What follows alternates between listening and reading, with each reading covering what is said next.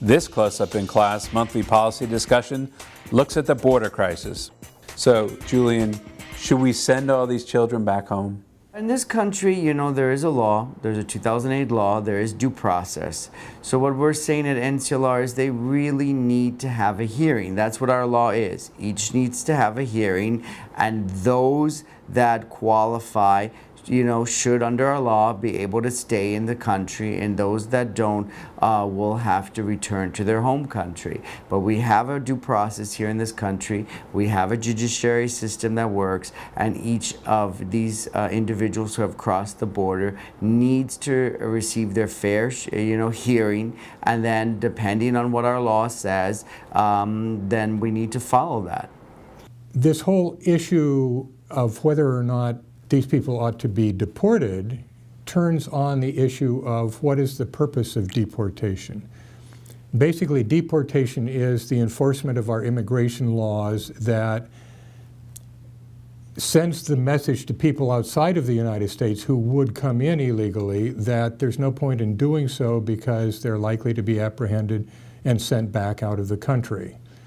And if we ignore people coming into the country illegally, as some are proposing that we do with this current crop of young people coming into the country illegally, then we're sending the message abroad that it's okay to come into the United States illegally, we're not going to deport you, we're going to find some benefit program for you, either treat you for permanent residence as asylum applicants, or simply just leave you in limbo living in this country illegally. And if that happens, then we can expect that we're going to have a very large flow of people coming into the country illegally.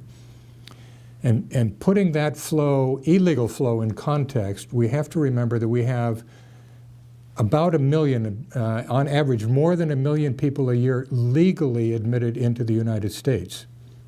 And in addition to that, we have hundreds of thousands of people who are allowed to come into the country for temporary work legally every year. And some of those people can stay 5 or 6 years, or for Mexicans and Canadians under the NAFTA agreement, they can stay indefinitely as workers in the United States. So we have a very generous immigration policy, including a very generous policy of allowing refugees into this country. But still, there are more people who are not able to get immigrant visas to come into this country who decide that they're going to try to come in illegally.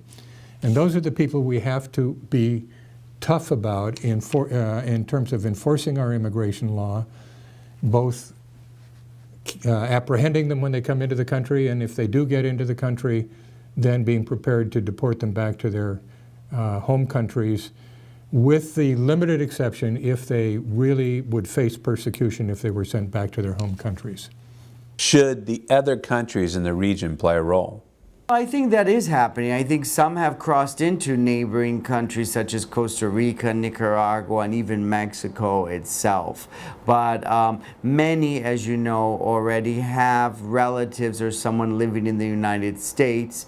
And of course, our situation here is safer, and our economy is a little bit more robust.